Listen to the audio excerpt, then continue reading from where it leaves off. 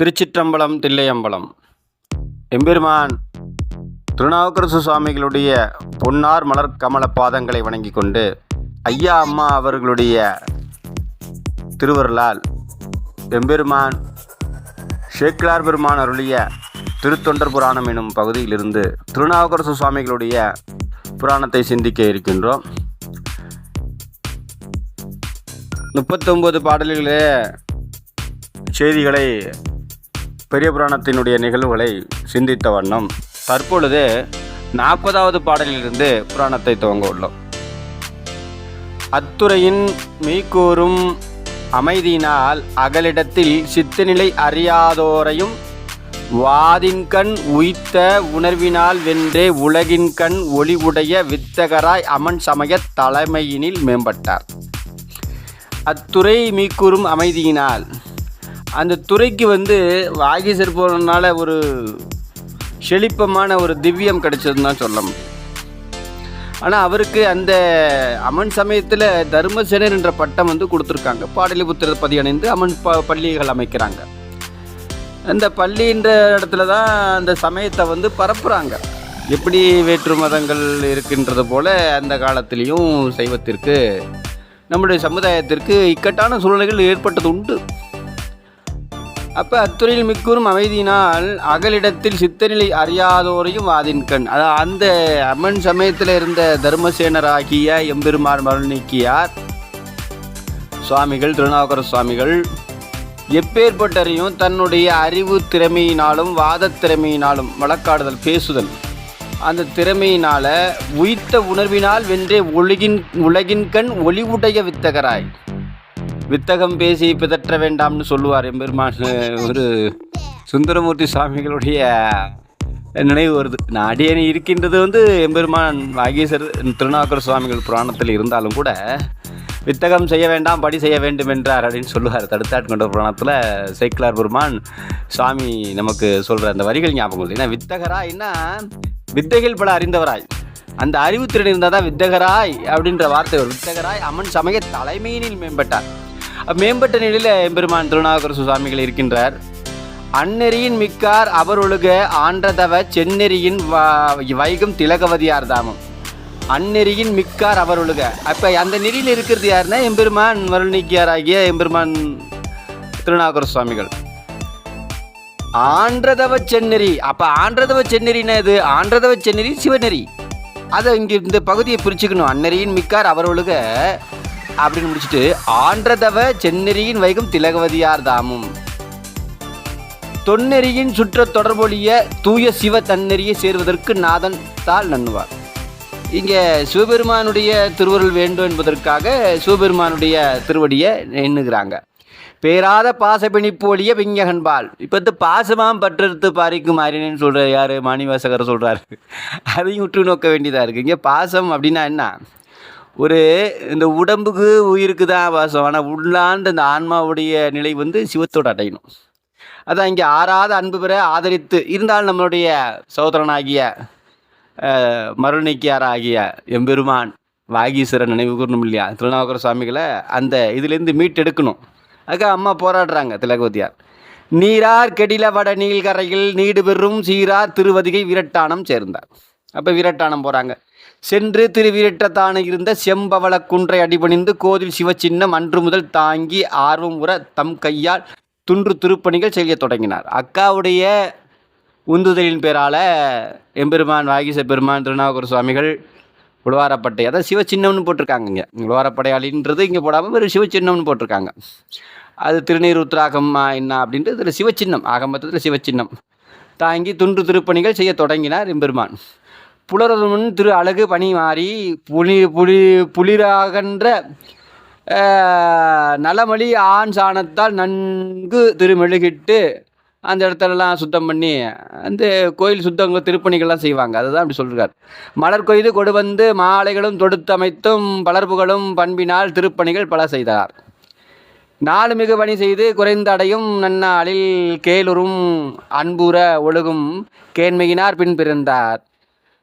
கோளுரு தீவினை முத்தப்பர சமயம் குறித்ததற்கு மூடுமனக் கவலையினால் முற்றவரும் துயர் உழந்து. தூண்டு தவ விளக்கு அணையார். இப்படி அவர் அம்மையாரும் தொண்டு செய்கிறாங்க. தவமென்று பாயிடுக்கி தலை பறித்து இதுதான் தவம்னு சொல்லிட்டு பாயை கட்டிட்டு தலையில் இருக்க மயிரெல்லாம் பிச்சுக்கிட்டு வாழ்கிறது தான் இந்த சமண சமயம். அவமுன்று வீழ்வான் வீழாமே அருளுவின. அம்மையார் வேண்டிக்கிறாங்க. அம்மையாரை பற்றி எவ்வளவு சொல்லப்படுகின்றது செய்தி. சிவமொன்று நெறி நின்ற திலகவதியார். சிவமே நமக்கு எல்லாம் துணைன்னு சொல்லி சிவத்தின் பால் அன்பு வைத்த திலகவதியார் அம்மா.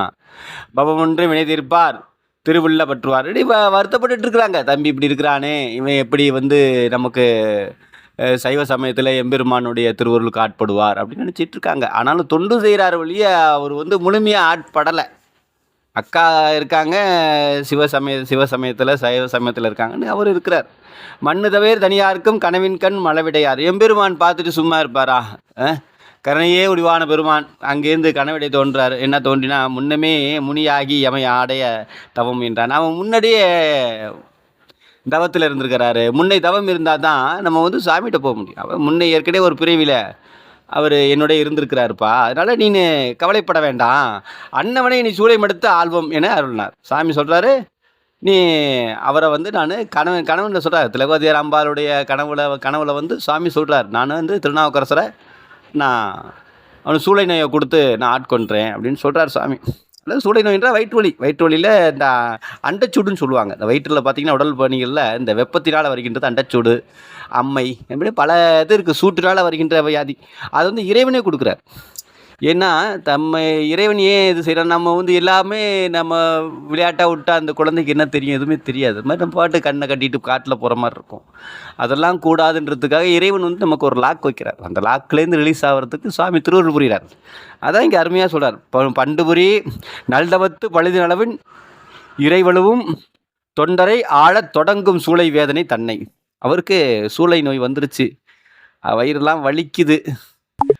வண்டு பெரும் சூளை அவர் வயிற்று இடை புக்கதால் அடைவில் அமன் புரிதலும் சேனார் வயிற்று அடைமது வட அனலும் கொடுவிடமும் வஜ்ரமும் பிறவுமாக கொடியெல்லாம் ஒன்றாக்கும் என குடரின் அகம் குட்டைய படர் உழந்து நடுங்கி அமன் பாழி அறை இடந்து விழுந்தார். என்னடா இவ்வளவுதான் இருக்குன்னு சொல்லிட்டு நேராக அந்த சமண சமயத்தில் அமணர்கள்கிட்ட போயிட்டு விழுந்து சொல்கிறார், அச்சமயத்து இடைத்தார அதிகரித்து வாய்த்து வரும்.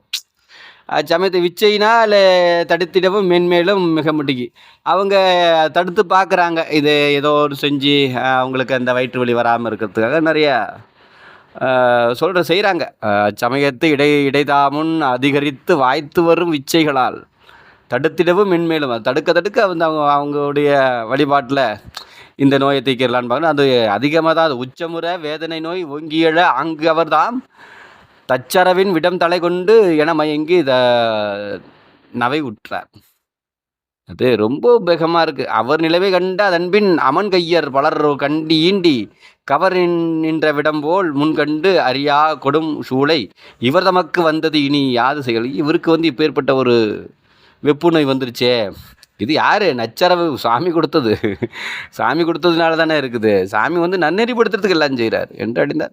தவமின்றி வினை பெருக்கி சார்பல்லா நெறி சார்ந்தார். பார்த்தார், என்னது சாமி இனிமே என்ன பண்ண போகிறார்? திருநாகூர் சுவாமிகள் சைவ சமயத்தை உற்று நோக்க போகிறார். அதான் தவமின்றி வினை பெருக்கி சார்பல்லா நெறி சார்வார். இது சார்பான நெறி இல்லை. சார்பான நெறின்னு சைவ சமயம்.